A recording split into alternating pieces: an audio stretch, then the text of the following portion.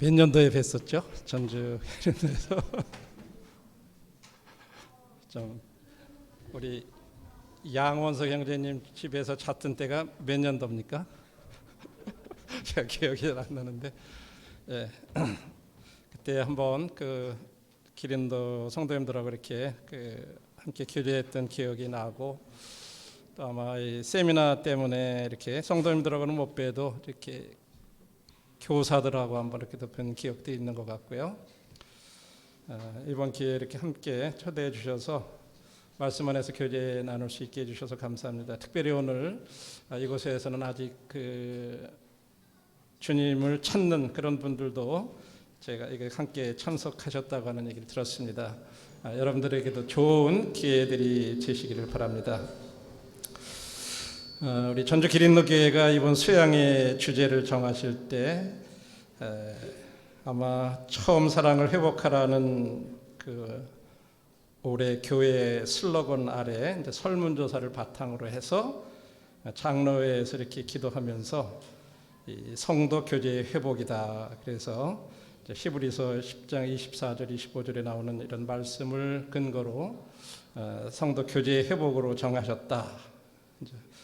그렇게 하기 위해서 네 가지 소주제를 모이기 힘쓰고 성도 문안 접대하고 성도 구제하고 서로 성도 용서하기가 아마 이렇게 그런 것들이 필요해서 이제 그 소주제로 정하신 것으로 알고 있습니다. 주제 말씀에 대해서 최근에 성도님들이 겪으신 코로나19로 인해서 생겨난 이런 변화들 한번 우리가 이렇게 생각해 보기를 원합니다. 이게 왜 안 내려가죠? 지난 3년간 코로나로 인해서 생겨난 게 말이 뭐냐면 사회적 거리두기라 하는 말, 이렇게 이제 참 저희들 생전 들어보지도 못했던 말인데 뭐 하도 많이 들어서 이제 외워졌죠. 사회적 거리두기. 그래서 가까이 있으면 안 되니까 떨어져 있어야 병이 안 옮긴다. 그래가지고 정부에서 그렇게 이제 방역 대책을 발표하고 나서 그래서 성도님들이 다 겪었잖아요. 예배당에서 와도 떨어져 앉아야 되고 앞뒤에도 떨어져 앉아야 되고 거리두고. 그래가지고 진짜 이것이 성도님들의 교제에 많은 변화를 실제 가져왔습니다. 사회적 거리두기가 마음의 거리두기가 돼버렸어요. 그죠?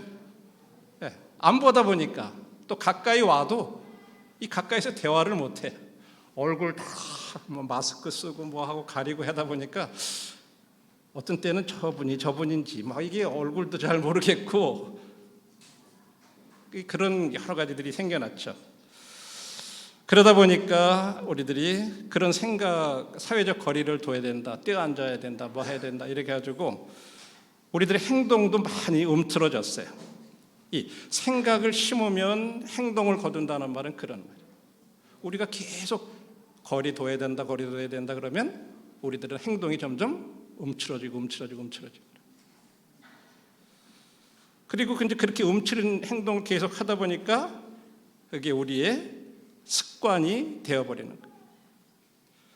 그래서 뭐 예전에 같으면 저희들이 주일날 예배당에서 이렇게 모여서 예배드리는 게 당연하다고 생각하고 주일이면 예배당으로 오던 그런 습관이 어느덧 이 사회적 거리두기가 비대면이라고 하는 걸로다가 이제 이렇게 또 예배도 드리고 말씀도 듣고 그러다 보니까 비대면 예배가 습관이 되고 정기 집회에 참석하던 습관이 비대면으로 모이는 게 이제 더 편하게 생각이 돼야죠.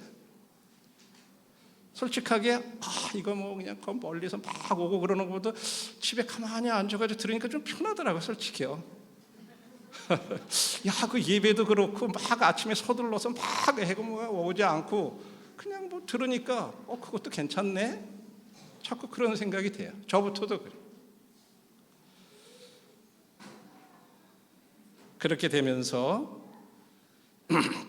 이런 습관이 지속되다 보니까 모이기를 피하지 말라 하는 말씀도 정당화시키는 그런 것들이 우리들의 인격이 되어버리는 그런 것 같아요. 행동이 계속해서 움츠러들고 안 모이고 그러니까 그게 습관이 되고, 또 그런 습관이 그렇게 되니까 이래도 되는가 보다 하고 그게 우리 인격이 되고, 중요한 건요, 인격을 심으면 운명을 거둔다는 이런 말이 있어요. 우리가 그런 생각이 계속해서 갔었으면 아마 우리 모임의 장래도 어떻게 될지 모를 거예요. 지금 여러분들이 아시는지 모르는지 모르지만 교계의 3분의 1이 문을 닫았어요. 왜? 헌금이 안 나오니까. 유지할 수가 없어요. 그래서 뭐 부목사님 내보내고 뭐 내보내고 막 이렇게 하다 보니까 교회가 운영이 안 돼요. 많은 변화들이 왔어요. 그래서 참 이제는 이런 코로나 방역이 해제가 되고 자연적 다 같이 모이게 되는 이런 환경이 됐는데도 이렇게 모이는 것이 예전처럼 쉽지가 않아요, 사실은. 그래서 재미난 거는 올해 몇 지역교회마다 수양의 주제를 보니까 저희들도 이 주제였어요. 수양의 주제가 히브리서 10장 24, 25절이었어요. 물론 소주제는 달랐지만 또 근처에 남원교회도 주제가 수양의 주제가 똑같아요. 또 이번에 기린도도 보니까 똑같아요. 그렇죠. 이런 걸 보면서 아마 각 모임마다 이런 것들이 다들 어려움들이 되셨기 때문에 이제 그렇지 않았나 하는 그런 생각을 이렇게 해보면서 우리들이 성도의 교제가 이렇게 회복이 돼야 된다. 그랬을 때 성경에서 얘기하고 있는 그런 성도의 교제, 어떤 그리스도인의 교제가 어떤 것을 성도의 교제라고 그러나 사실은 이것부터 먼저 우리가 이해할 필요가 있고, 우리 그리스도인의 교제의 기초가 되는 것이 무엇인가, 어떤 면에서 그런 것을 이해할 때 진정한 그리스도인의 교제가 다시 회복이 될 수 있다고 생각이 돼요. 그래서 여러분들이 아시는 대로 이 교제라는 단어 자체는 원어상으로는 코이노니아라고 해서 뭔가를 서로 나누다, 공유하다, 소통하다라는 그런 의미의 단어입니다. 사실은 이 그리스도인의 교제에 대한 것을 가장 잘 말씀해 주시고 있는 말씀이 요한 1서의 말씀이에요. 요한 1서에는 이 성경적인 그리스도인의 교제가 어떤 것이냐 하는 것을 여러 가지 각도에서 얘기를 하고 있는데, 그냥 오늘은 여기에 대한 주제가 아니기 때문에 간략하게만 말씀을 드립니다. 성경적 그리스도인의 교제의 기초는 바로 그리스도가 교제의 기초가 되신다고 하는 거예요. 예수님 홀로 우리 그리스도인 교제의 기반이시고 기초가 되시는 분이에요. 어떤 특별한 의식이라든지 어떤 이런 데 기반을 두는 것이 아닙니다. 그리고 그러한 그리스도인의 교제를 나누려 할 것 같으면 어떤 것들이 요구가 되냐 하면, 먼저 빛 가운데 행해야 된다고 합니다. 그리고 또 한 가지는 우리들이 죄를 짓게 될 때 자백해야 된다고 하는 거예요. 이 두 가지를 전제 조건으로 이렇게 말씀하고 있어요.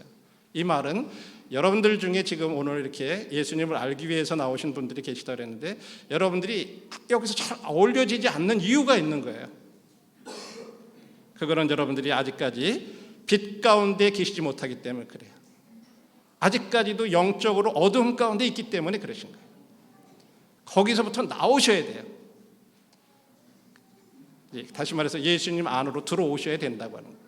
그때 비로소 그리스도인의 교제가 이룰 수 있어요. 또 그리스도인이라 할지라도 다시 우리가 죄 가운데 행하면 어둠 가운데 우리들이 행하는 일이기 때문에 교제가 안 되게 돼 있어요. 이건 누가 얘기 안 해도요, 내가 죄를 지면요 자동적으로 성도들하고 이렇게 가까이 하는 게 이상하게 누가 말하지 않아도 내가 멀어져요.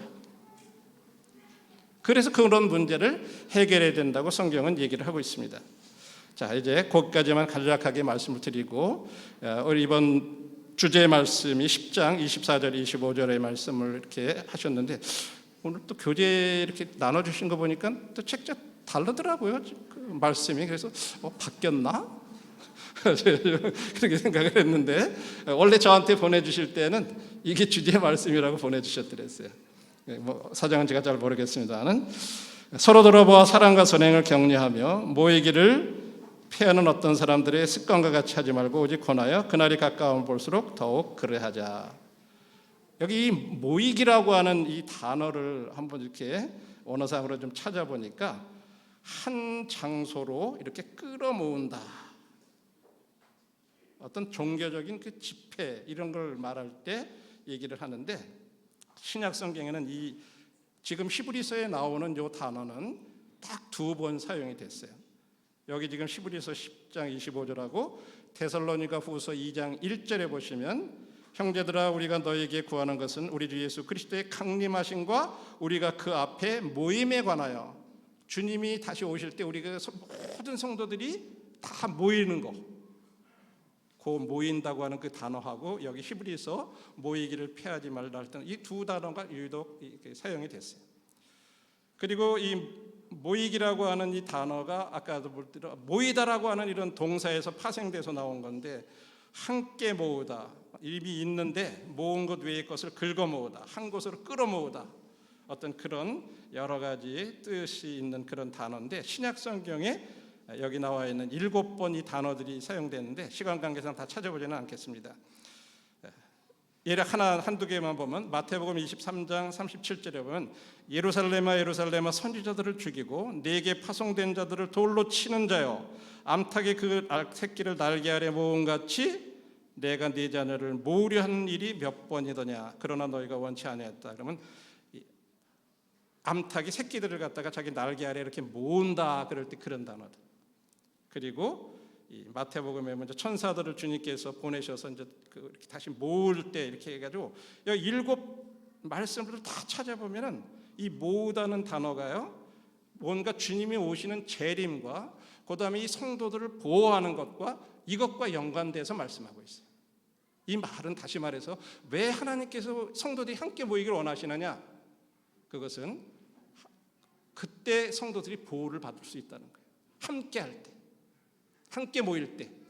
또 하나는 우리들이 주님에 대한 재림에 대한 소망, 그것을 더 확실하게 할 수 있다고 하는 거예요.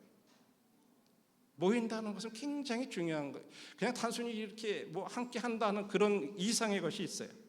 그런데 여기 모이기를 피한다 그럴 때 그 피하다는 이 단어는요, 버리다 혹은 남겨두다 하는 어떤 그런 의미로 사용된 단어입니다.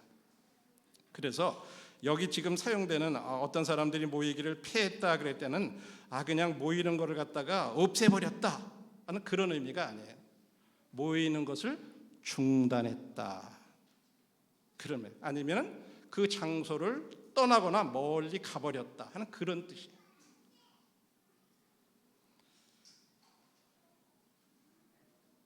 그리고 이 습관이라고 하는 이 단어는 관습 또는 법으로 규정된 어떤 관례, 제도, 규정이라고 이렇게 정의를 내리고 있는데, 사람들이 습관이 형성되는데 아까 행동이 생각을 하면 심으면 행동이 되고 행동을 계속하면 습관이 된다 그랬잖아요.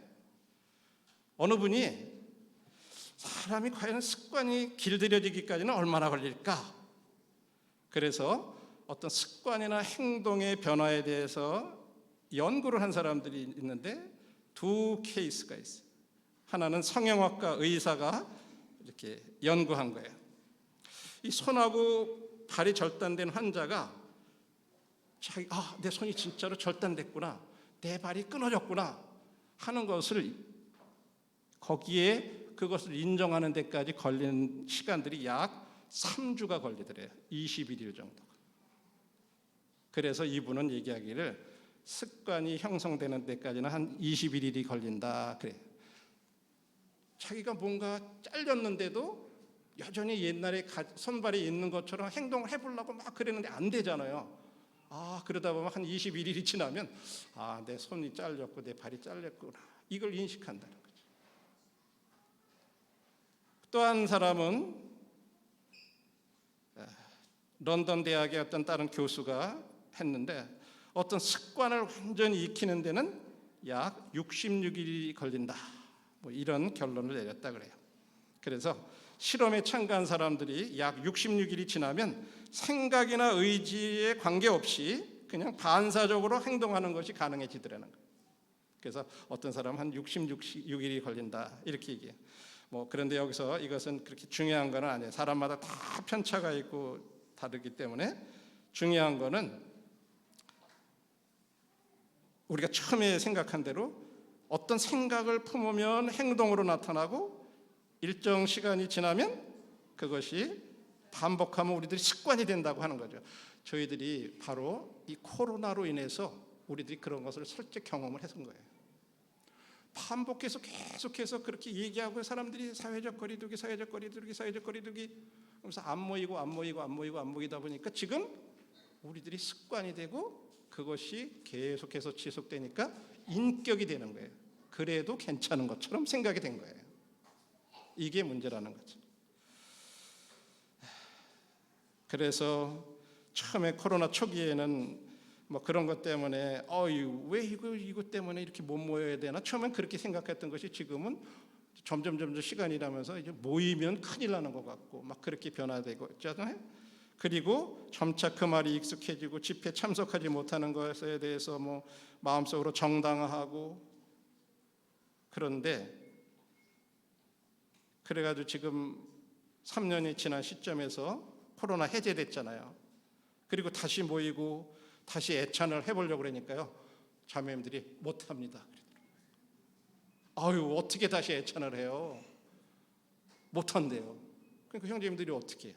꼭지를 하라고 그럴 수도 없잖아요. 초기에 그러더라고요.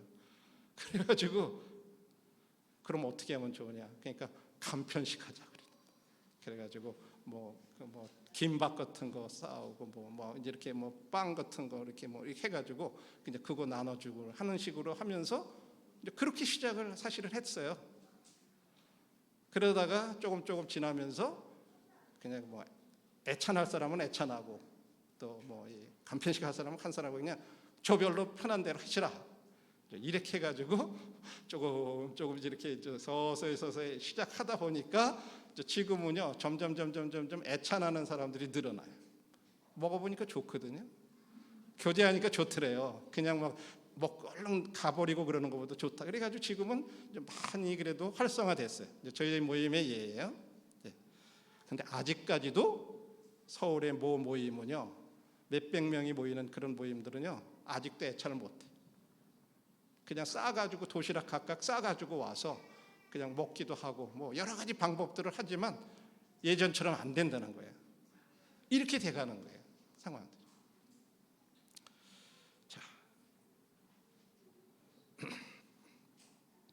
저희들 같은 경우도 이제 지금 하여간 여러 가지로 그런 부분들이 어려움들이 있었는데 그것까지 이제 서두로 말씀드리면서 지금 히브리서의 이 말씀은요 몇 가지로 이렇게 히브리서 모이기를 피하는 그런 부분들에 대해서는 일반적인 겉면으로 그냥 한 말씀이다 그렇게 분별하는 분들이 있어요. 모든 믿는 사람들은 지역교회에 참석하는 일에 충성스러워야 된다 하는 그 말씀이다.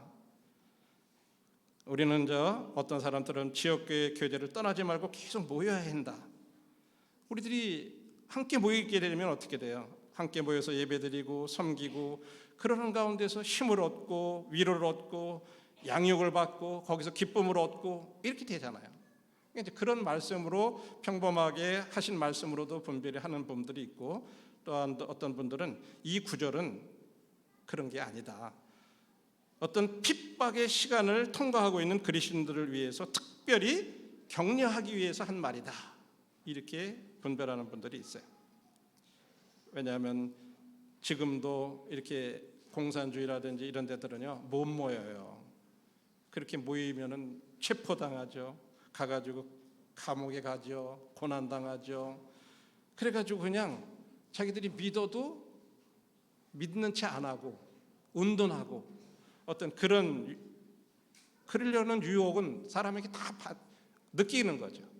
그래서 이제 그런 사람들에게 격려의 말씀이라고 하는 거예요. 왜냐하면 여러분들이 아시다시피 기독교 초기 유대인들 가운데서 믿는 사람들은요 저 사람들은 모세 때부터 지켜오던 유대인 율법을 지키지 않은 사람들이다. 의식까지도 다 버린 사람들이다. 이래가지고 유대인들로부터 계속 아주 공격을 많이 받았어요. 믿음에 대한 그런 공격과 도전과 이런 것들을 받았어요. 야, 너희들이 믿는 예수가 진짜 메시아가 아니라면 너희들 어떻게 할래? 또 너희들이 새 언약 그러는데 그 새 언약이 옛 언약을 대신하지 못한다면 너희들 어떻게 될 건데, 어떻게 할 거야?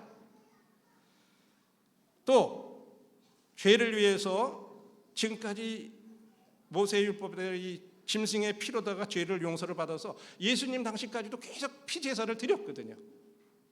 근데 너희들은 그런 걸 필요 없다 그러는데 계속 그런 게 필요하다면 너희들 어떻게 할 건데, 막 이런 도전을 받았던 거예요. 뿐만 아니라 그 당시에는 초기에 여러분들이 아시는 대로 요한복음 9장에 보면 소경 이렇게 눈 띄어졌을 때 바리새인들이 막 찾아가가지고 부모들한테 네 아들이 어떻게 눈 떴느냐 그렇게 해서 부모들이 답을 안 해요. 그죠? 요한복음 9장에 보면 왜? 저 아들이 이제 성인이니까 직접 물어봐라 그러고 답을 안 해요. 그 이유가 그 당시에는 예수님을 메시아라고 얘기하면요 출애를 시켰어요. 출교를 시켜버렸어요. 유대교에서. 그 말은 사회에서 모든 혜택이 단절되는 거예요. 유대인들이 받을 수 있는 모든 특권이 다 상실되는 거예요. 그게 출교예요. 유대인들에게 있어요. 그런 것들 때문에 초기에 믿는 사람들이 이 모이는 거에 대해서 모이지 못하고 뭔가 중단하거나 거기서부터 슬그머니 떠나거나 이런 사람들이 생겨났다는 거죠. 그럴 가능성이 있었던 거예요. 이제 그런 사람들을 염두에 두고 쓴 말씀이다 그렇게 얘기하고, 근본적으로는 그 말씀은 사실은 기본적으로는 이 구절은 배도에 대한 경고의 말씀이라고 하는 거예요. 다시 하나님의 교회, 지역교회를 버리고 기독교를 등지고 유대교로 돌아가는 거, 그건 배도하는 거다. 너희들 중단하고 다시 돌아가는 거 배도하는 거다. 이제 주님이 오실 때가 가까웠다. 그러면서 그들에게 특별히 임박한 재림이 임박했으니까 너희들 잠시만 더 견뎌라. 그날이 올수록 볼수록 더욱 그리하자 했던 말씀이 바로 그런 의미예요. 주님이 오실 때 핍박받고 외면당하고 멸시당한 신자들은 승리자의 편에 쓸 거다. 그러니까 너희들 조금만 더 참아라. 그러면서 경고와 더불어 격려를 하는 거예요. 이게 본론의 원래 히브리서에서 말씀하고자 하는 그런 배경에서 나온 말씀이라는 거죠. 다시 한번 저희들이 보면 히브리서 10장 24, 25절 서로 돌아보아 사랑과 선행을 격려하며 모이기를 피하는 어떤 사람들의 습관과 같이 하지 말고 오직 권하여 그날이 가까움을 볼수록 더욱 그리하자. 다시 말해서 우리들이 서로 격려하고 사랑과 선행 격려하고 그 다음에 함께 모이라고 이렇게 말씀을 하고 있죠. 그래서 이 히브리 저자의 주요 관심사는요, 이 히브리서를 쓰면서 그 독자들이 생명이 끝날 때까지 그들의 믿음을 진짜 계속 붙들기를 원하는, 그런 붙들고 있는 모습을 보길 원했던 거예요. 그래서 그렇게 되려면 두 가지가 너희들한테 필요하다. 그거는 서로 돌아보아서 사랑과 선행을 격려해야 된다. 첫 번째는 격려가 필요하고 두 번째는 함께 모여야 된다. 이것을 얘기했던 거죠. 그래서 격려하다라고 하는 이런 단어는 뭔가 촉구하다, 박차를 가하다, 동기를 부여하다, 그런 말로도 번역될 수 있는, 원어상으로 그럴 수 있는 단어들이에요. 그래서 서로 격려하다는 말은 다른 말로 하면 내가 어떤 말로다가 누군가를 힘을 주기 위해서 누군가를 내 옆으로 부르라는 말이에요. 그래야 동기를 부여하고 뭔가 힘을 내게 해주고 그런다는 거죠. 그래서 그렇게 하기 위해서는 내가 그 자리에 있어줘야 돼요. 그리고 합당한 말, 해줄 말이 있어야 돼요. 이 두 가지가 있을 때 비로소 격려해 줄 수 있는 거예요. 내가 함께 해주고 내가 뭔가 해줄 말이 있어야 된다.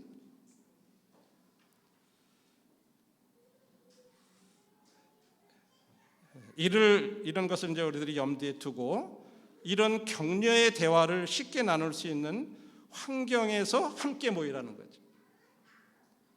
그런데 많은 사람들이 그냥 대규모로 모이고 막 그런 종류에서는 이런 종류의 대화를 사실 할 수 있는 환경이 못 돼요. 그러기 위해서는 소규모의 모임이 또 이루어질 필요가 있어요. 이 교제라고 하는 것을 우리 집으로다가 이렇게 좀 생각해봐요. 우리가 서로 책임 있는 관계에서 교제하는 환경이 형성되려면 적어도 다음 세 가지 요소가 필요하다고 하는 거죠. 첫 번째는요, 집이 있으려면 기초가 있어야 되잖아요. 그리고 기둥이 있어야 되잖아요. 그래야 집이 유지가 되듯이 이 교제라는 것이 유지가 되려할 것 같으면 첫 번째 기초는 함께 모이는 거예요. 기초가 없으면 절대 세워질 수가 없어요. 함께 모이는 것은 이렇게 중요한 거예요. 우리 기초와 같은 거예요. 집에서. 여기에는 모든 의사소통과 대화의 모든 기본적인 방법이 다 포함되는 거예요. 우리가 함께 모이기 위해서 예를 들어서 뭐 속으로 부르다가 커피를 마시기 위해서 모이는 것들일 수도 있고 서로 전화 통화를 해줄 수도 있고 우리 젊은 사람들은 요즘 뭐 카카오톡이라든지 뭐 여러 가지 SNS를 통해서 하는 분 많잖아요. 이메일이라든지 이런 어떤 마음의 만남과 관련된 이 모든 것이 함께 모이는 거예요. 네, 울산 중부에서 이제 처음에 다시 이렇게 모이는데 잘 안 모여지었어요. 그래 참 이걸 어떻게 해야 되나 그래가지고 어떻게 했냐면 연령별로다가 소그룹을 이렇게 형성을 했어요. 그래가지고 각 그룹에서 뭐 요일도 마음대로 정하시고 주일날 하실 분들은 하시고 뭐 평일날 하실 분들은 하시고 시간 되는 대로 거기에서 어떤 분들은 기도하기 위해서 모이고 말씀 공부하려면 하고 등산을 가시려면 가고 뭐 하여간 취미를 생활을 하시려면 하고 각각 그룹에다가 다 알아서 하시라 그랬어요. 그리고 소그룹을 가서 뭐 식사를 같이 하시든 그렇게 해가지고 어쨌든 같이 모이게 하도록.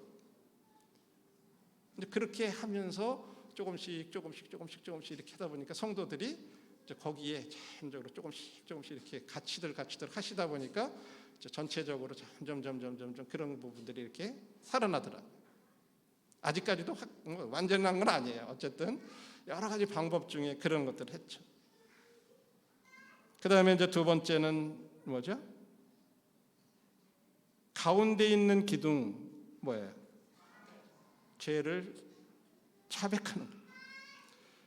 우리가 하지 말아야 할 일을 내가 했다든지 마땅히 해야 되는데 하지 않았다든지 그런 것들에 대해서 하나님 앞에서뿐만 아니라 서로 간에도 정직해야 된다고 하는 거예요. 솔직해야 된다고 하는 거예요. 이게 자백이에요. 하나님 앞에뿐만 아니라 성도들 간에도 그래 내가 하지 말아야 됐는데 내가 이렇게 했어. 내가 이렇게 마땅히 해야 되는데 하지 않았어. 라고 하는 것들이 서로 정직하게 얘기될 수 있는 이 자백이 있어야 된다. 교제가 되어야 됩니다. 그리고 이와 같은 관계를 지탱하고 보호해주는 두 기둥이 바깥에 있어요. 하나는 뭐예요? 격려. 또 하나는 기도. 뭐를 격려해요? 사랑과 선행을 격려하는 거예요.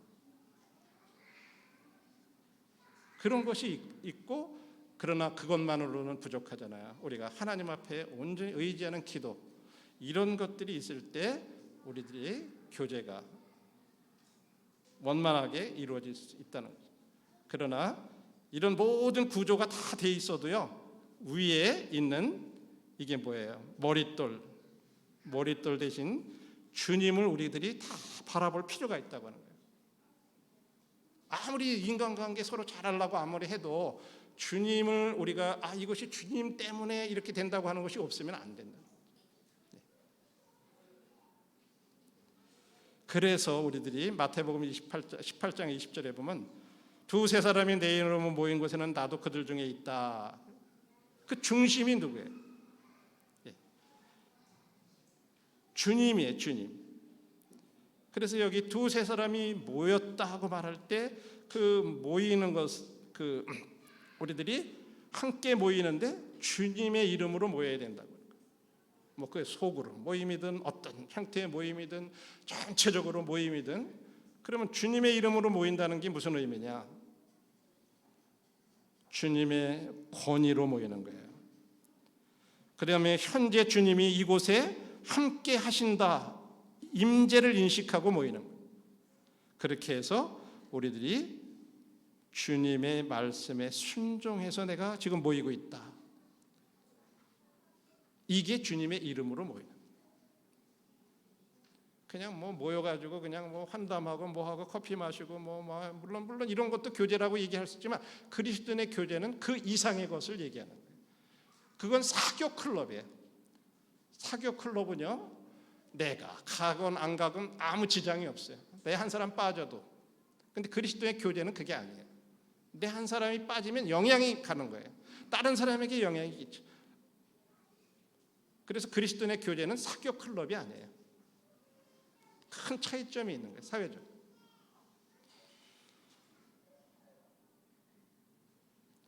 그래서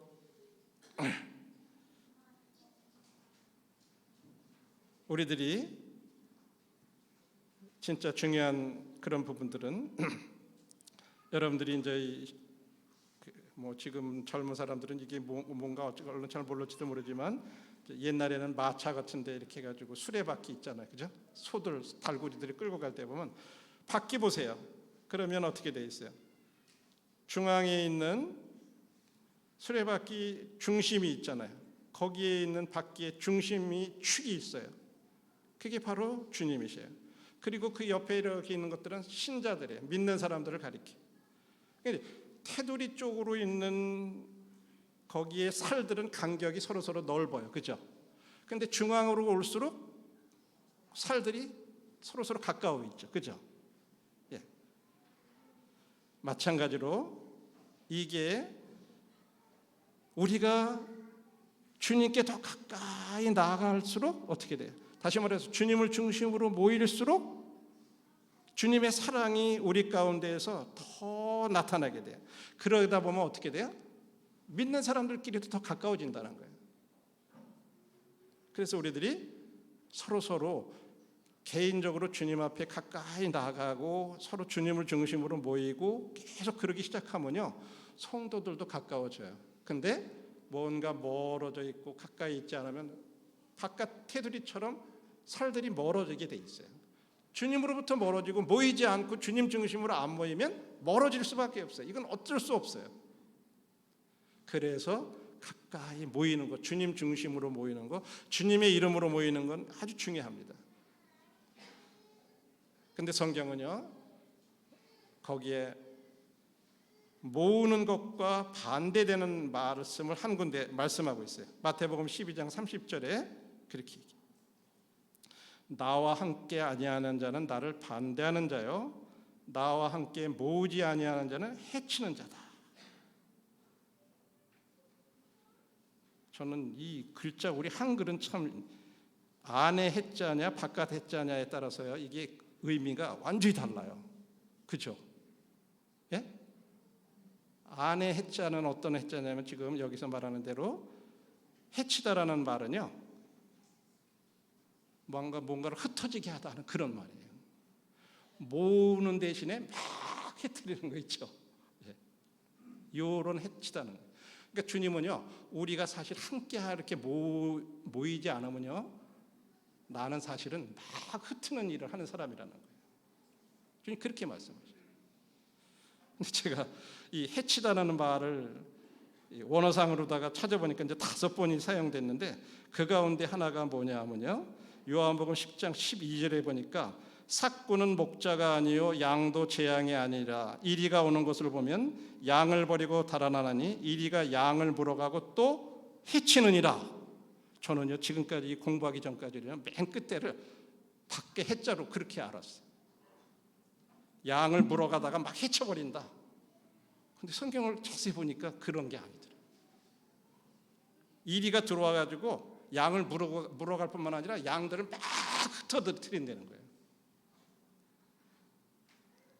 그러니까 우리들이 함께 모이지 않는 것은 곧 바로 내가 주님의 양들을 막 이렇게 흩트는 것처럼 내가 사실 그런 일을 하고 있는 사람이구나, 그렇게 생각할 수 있는 거죠. 자, 이게 무슨 그림 같으세요? 예? 예? 무슨 새요? 예, 기러기죠, 기러기. 예, 영어로는 카나디안 기스라 그렇게 얘기해. 카나다 거위라 먼저 보통 그렇게도 불러요. 근데 하나님 말씀에 보면 이렇게 얘기했어요. 욥기서 12장 7절에 보면 이제 모든 짐승에게 물어봐라. 그것들이 네게 가르치리라. 공중의 새에게 물어봐라. 그것들이 또한 네게 고하리라.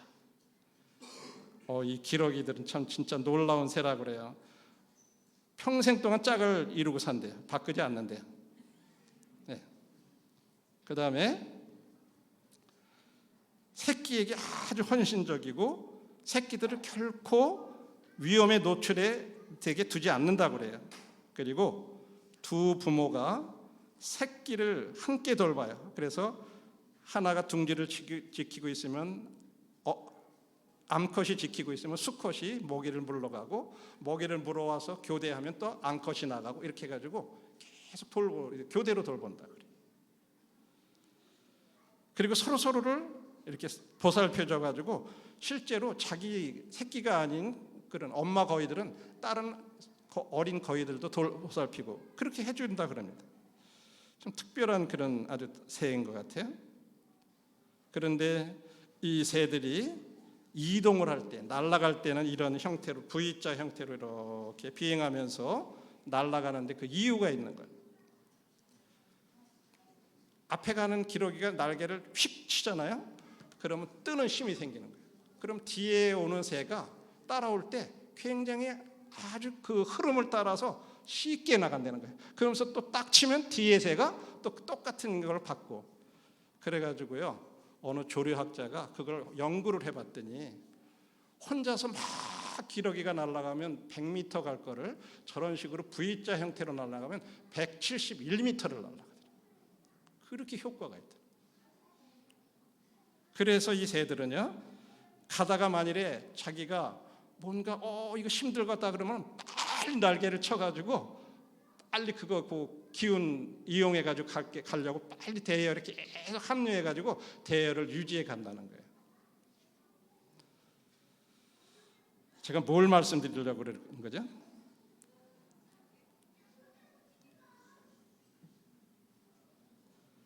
뿐만 아니라 맨 앞에 인도하는 기러기가 지치잖아요. 그러면 맨 뒤로 가고 다른 기러기가 앞으로 가서 또 인도를. 왜? 맨 앞에 가는 기러기는 실제로 그런 혜택을 못 받잖아요. 자기가 치고 가야 되니까 계속 지치는 거예요. 그러면 뒤로 가죠. 그리고 다른 기러기가 그 앞에 가고. 그러면 이제 뒤에서 따라가면서 좀 힘도 다시 돋구고 가고. 이렇게 간다는 거예요. 그리고 날아가면서 또 어떻게 해요? 속도를 유지하도록 계속해서 우리들이 들어보면 우리는 끼럭끼럭 그런 소리는 나잖아요. 그죠? 근데 그게 힘내라 힘내라 그러면서 서로 격려하는 소리를 해요. 예. 그리고 어쨌든 여러 가지가 그 외에도 있는데 시간 관계상 제가 다 말씀 못 드리겠고요. 참 이런 것들을 보면서 이 기러기들은요, 뭐 가족으로서 그리고 막 시끌벅글 소리내면서 그렇게 가면서도요, 그들이 장거리를 그렇게 이동해 가는데 성공의 비결은 뭐냐? 그들이 혼자서는 성공할 수 없다는 것을 알고 있다고 하는 거예요. 나 혼자는 그 먼 거리를 갈 수 없다. 그래서 우리는 이렇게 함께 서로 격려하면서 가야 된다. 그거를 이 새들은 알고 있는 거예요. 전도서에도 그런 말씀이 있잖아요. 전도서 4장 9절 10절에 보면 두 사람이 한 사람보다 나으면 저희가 수고함으로 좋은 상을 얻을 것입니다.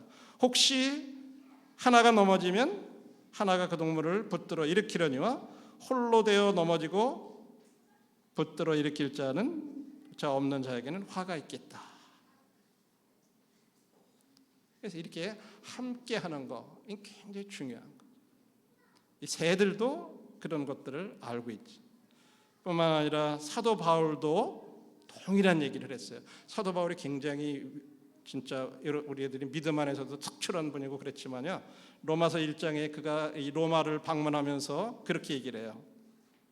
내가 너희 보기를 간절히 원하는 것은 어떤 신령한 은사를 너희에게 나눠주어 너희를 경고하게 하려 함이니 이는 곧 내가 너희 가운데서 너희와 나의 믿음으로 말미암아 피차 아니함을 얻으려 함이라. 그냥 나는 너희들한테 가서 도움만 주러 간다 이렇게 얘기한 게 아니에요. 피차 안위를 받으랴. 자기도 안위를 얻는다는 거예요. 나는 여러분들을 도울 수도 있지만 여러분도 역시 저를 도울 수 있습니다. 이렇게 얘기하는 거예요.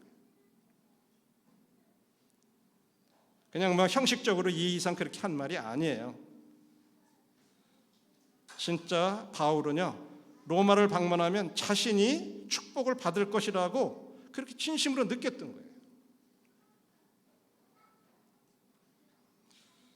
그래서 우리들이 다른 성도님들하고 이렇게 하게 되는 참된 교제는요, 또 함께 이렇게 모이는 것은 의무가 아니에요. 추가적인 의무가 아니라 오히려 그걸 통해서 내가 활력 있고 활기찬 그리스도인의 삶을 경험하기 위한 하나의 필수 조건이에요.